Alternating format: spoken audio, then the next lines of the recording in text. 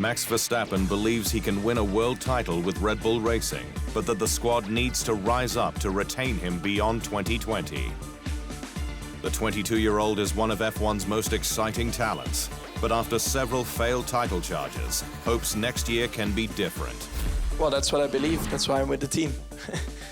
And I think they've shown in the past that they could do it, so it's not something which is just wishful thinking. But yeah, it's not easy, the competition is very strong, but like I said before, we're going to try everything next year because it's going to be an important year, and then we'll see what happens. The Dutchman refused to be drawn on a future beyond Red Bull, despite rumors he's approached Mercedes for a drive from 2021. To be honest, I don't really think about it too much. I know, there are possibilities, of course, after next year. I have one more year on the contract. But I think what is more important is that we just see what happens in the beginning of the season. And then from there onwards, we'll see what happens.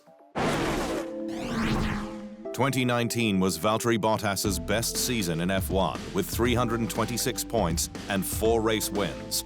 But Mercedes says the technical glitch in Abu Dhabi that prevented all 20 cars from having DRS for the first 17 laps likely cost him a final podium.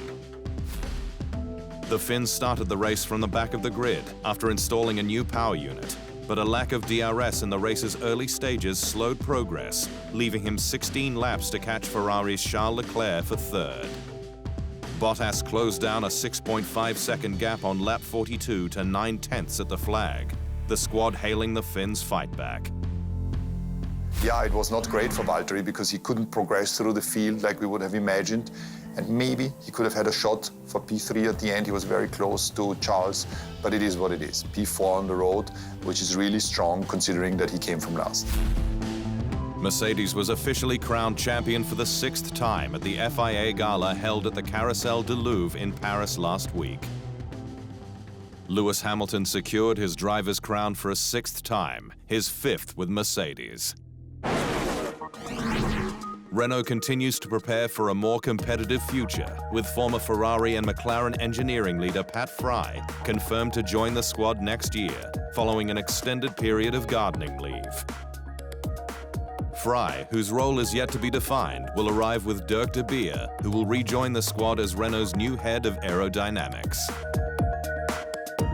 However, out goes Nick Chester, its technical director on the chassis side, after 19 years at Enstone.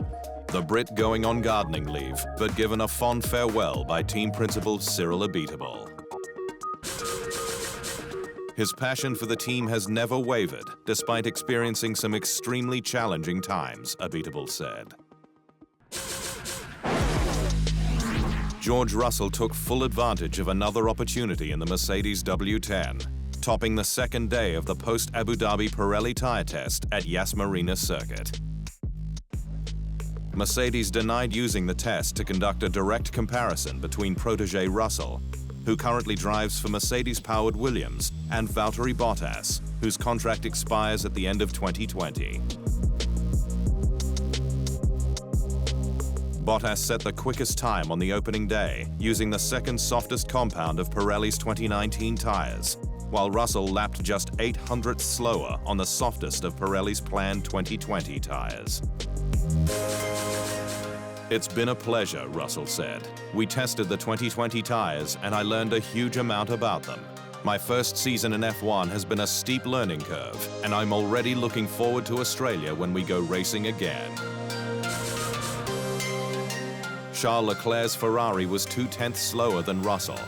Leclerc's testing was brought to an early conclusion when he hit the barrier at the exit of turn 14. Russell stayed on in Abu Dhabi until the weekend, when using Bottas's converted chassis, he conducted a test of Pirelli's low-profile 18-inch tyres, due for introduction in 2021.